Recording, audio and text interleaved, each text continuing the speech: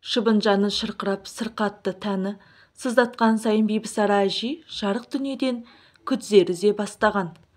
Қылдай өңештен қылтанақтай ас өтпейді. Ерні кебісіп, таңдайы қақсып, тек бір жұтым сұйықтықты ғана аңсайды да тұрады. Жұтынған кезде сілекейі қоюланып, көмей тұсында кілкіп қалатында кезі көп. Дәл осындай кезде алдамшы сәулемен қылаңтып тұрған шайтан үміттен әбден жерінеді. Қазірде міне шөл қысып әкетіп барады. Шыт-шыт боп тілініп кеткен еріндері бір-біріне әзер тиіп. «Ай, Бибі!» деп қинала дауыс шығарды. Ай, Бибі жалғыз ұлдан көрген жалғыз немересі еді. Ұлы Бекмирас ерте кетеді, кеш келеді. Күні бойы жұмыста, ерте келгеннен кейін қайыр жоқ. Осындайда шықпай жатқан шыбын жанына налиды да тұрады. Бөлмесіне секіре басып, Ай, Бибі кірді. «Мені шақырдыңыз ба, апа?» Қаршадай қыз апасының ыңырсығанын айтқызбай-ақ сезіп, сүт шалпытқан ақ су ала кірген. Кемпір орта шыны сусынды басына бір-ақ көтерді де шылқ отырып қалды. Маңдайынан шып-шып тер шықты. Жасаған-ай, кімнің қарғысына қалды мекен? Жаңғыдай емес, бой аздап жеңілдеп қалғандай болды. Ай, Бибі оның тыртиған арық кеудесін көрпесімен қымтап, маңдайының терін сүртті. Сонан соң жанары жаудырап, әжесіне аяушылықпен қарап, мұңайып отыра беріп еді. Шешесінің «Ай, Бибі!» деген ызғарлы даусы орнынан еріксіз жұлып алды. Тастай батып судай сіңіп, «Қайда кеттің? Сен де өлмелі кемпірдімен бірге өлейін деп отырсың ба?» Төргі бөлмеден шәңкілдеген шыққан бол бір аяғы жерде, бір аяғы көрде жатқан шүйкедей кемпірге қасқа маңдайған қақ салып өткендей болды да, артынша қыстығып жылап жіберді. «Апырмай, ит өлім-ай, жанымды қинамай алсаңшы» деп шын пейілмен жалына-жалбарына күбірледі. Келіне деген өкпесі қара қазандай болып Тәңірге жалбарынды. Сосын бір мезет қалаға келгеніне өкінді. Жас шылаған көзін ашып еді, қабырғада ілулі тұрған шалының суретін көрді. Қабағы қатыңқы, бетін бері бұрмастан көзінің қиығымен немқұрайлы қарап тұрғандай. Бекмирасы елге барып қалаға көшіріп әкелетін күні марқұм шалы түсіне кіріп, «Өз отаныңды өшіріп қайда барасың? Басқаның алтын тағы өз ошағыңдай бола ма?» деп тым қажи сөйлегені әлі есінде. Бұл жолы да солай деп кінәлап тұрғандай болды. Бейшара кемпір мұнда қай бір жырағаннан келді дейсің? Шалы өткен соң бір үйде 8 жыл бойы жалғыз отырды. Онда да күндіз-түні жалғыз ұлдың тілеуін тілеп, соны дәтке қуат қып, қара шаңырақты күзетіп қала берген. Ел іші алтын бесік емес пе? Ауылдың қара сирақтары бей ана деп құрақ ұшып, бірі отына кеп, бірі суын тасып дегендей.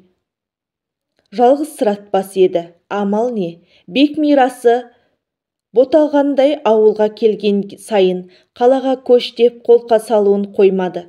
Бірақ бұл әуелде кір жуып, кіндік кескен жерін қиып кете алмады. Және ауылдың сыртында бір уыс топырақ боп жатқан шалының әруағынан да аттап өткісі келмеген. Жаман айтпай жақсы жоқ, егер қара жер тартып көз жұмғандай күн туса, сол қара шалының қасына томпая кетуді ойлағаны рас. Сөйтіп үкімет берген пенсиясымен шал екеуінің тірнектеп жинаған азғантай дәулетін талғажау етіп отыра беретін еді. Құрып кеткір, осы қу кесел аяқ асты жабысты да, күн өткен сайын қыңқыл-сыңқылы көбейе бастады. Ұлы көшіруге барған жолы. «Ойпырмай-ай, апа, неғып жүдеп кеткенсіз?» деп шошына сөйлегені бар. Ақыры міне, жазмыстан озмыш жоқ деген осы болды. Кемпір бір сәт қарсы алдындағы қабырғада ілулі тұрған келіні Мәрияның суретіне көзі боталай қарады. Қандай әдемі, толқынды қара шашы, кең маңдайын жиектей төгіліп, жұп-жұмыр мойынды қылтанақтай төмен құлапты. Ұшы сәл сүйірлеп, қыр мұрнының астынан қаймыжықтай ұқа ерінді шалқасынан туған жаңа айдай қиылып тұр. Бәрі де көзге сүйкімді-ақ, тек анау құйрығы қила біткен сілеусін көздерінен ғана бір белгісіз сатқындық байқалатыны секілді. Неге екені белгісіз. Кемпірдің кәрі жүрегі кенет дір ете қалғандай болды. Сосын көзін жұмған күйі тағы да өткен күндерін еске алды. Ол кезде осы келіні мен ұлы екеуі жалаң аяқ студент болатын. Ішер ас, киер киімге қазіргідей молшылық қайда болсын. Шалы екеуі жылдар бойы тіртінектеп жинаған, он шақты домалақты келіннің қолына салған. Құдай-ау, өз қажеттеріңізге жаратарсыздар. Мұны біз қайтпекпіз деп тартынғанда бұл. Ал қарағым, ал бұл сендердің несібелерің ғой деген. Дүние жинағанша білім жина деген сөз бар апа. Екеуміз ел қатарлы жүріп жатырмыз деген сонда тағы. Бұған шалы екеу қатты қуанып, іштей шүкіршілік еткен.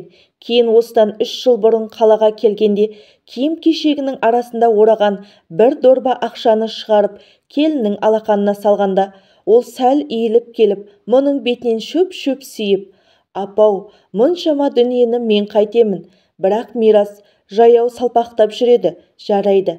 Аяқ артар, бірдеме алар» деп емен жарқын ашыла күліп еді. Оның бұл кісі кемпірдің бүкіл жүйке жүйесіне қан жүгірткендей болған.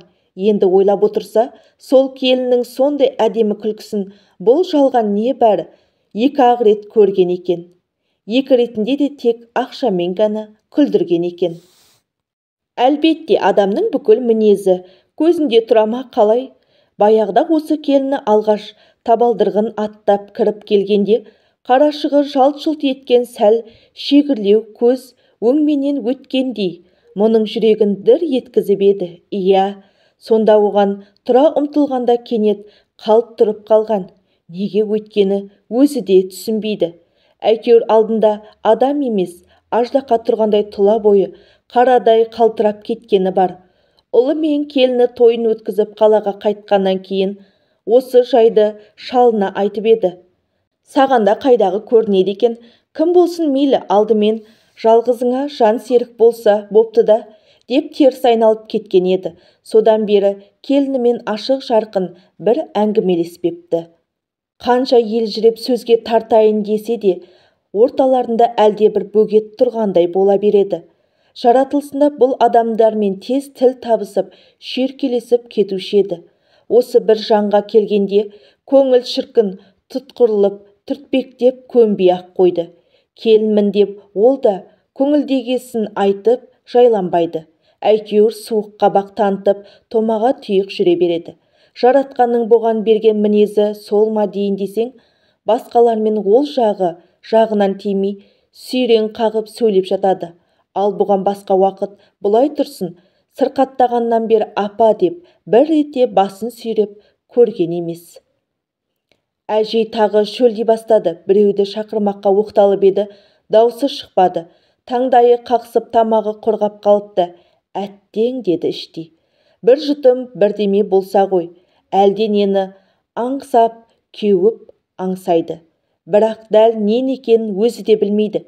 Егер табылса, сол ғана бұның қаталаған шөлін басатын секілді.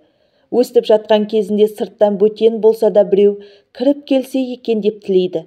Мәриям мен қызметтес бір әдемі келіншек бұрын жиі келіп, мұның жайын біліп тұрушы еді.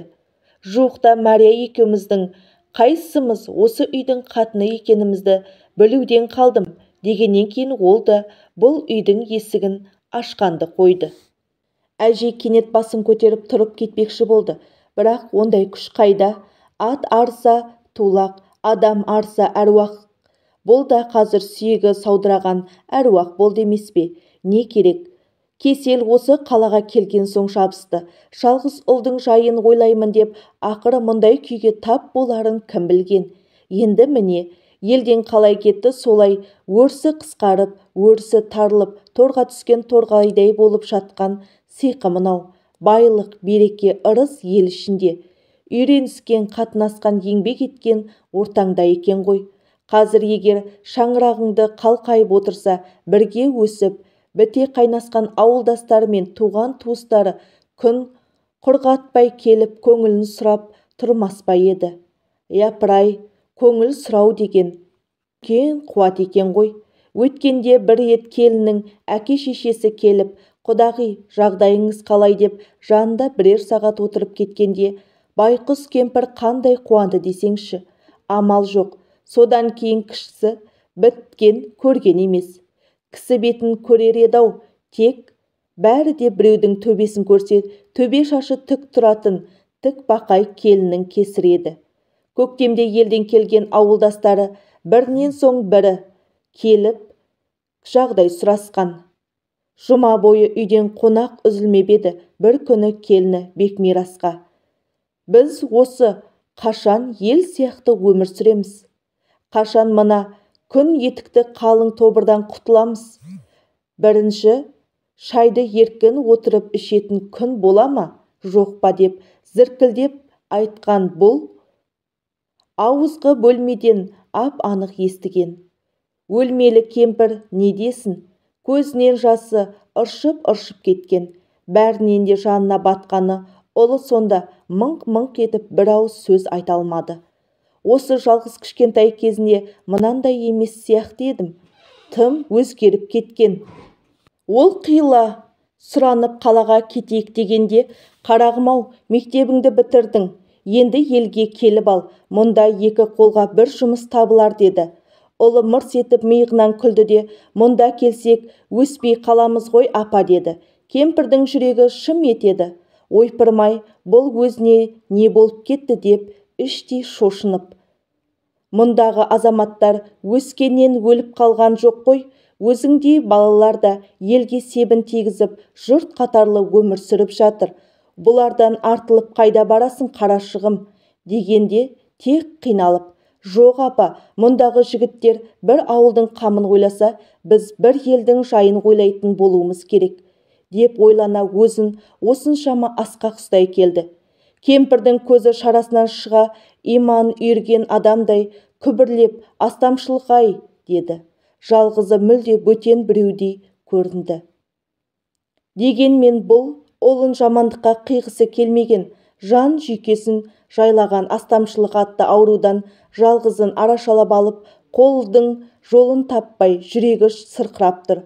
Құлыным-ау деді теріс айнала көз іліп тастап. Отан отбасынан басталады емес пе? Иектеген астамшылығың бұл не? Апа, сіз қызықсыз. Үлкен постыға көтерілу үшін үлкен жүрек керек. Мен өз күшіме сенбесем, былай демес едім деп ол есе бермеді. Бұл үйдің есігін ашатындар әлгі бір жолғы жұмыстағы 3 азамат арақ ішіп бірін-бірі қолшақтап көлгерсей мақтайды да кеп. Сонан соң арқаларынан қағысып қарқ-қарқ күліп шығып кетеді. Соның күші мекен Бекмирас қарапайым инженерліктен бастыққа одан жыл өте бере әлгі бір бастау органның бастығына көтеріліпті.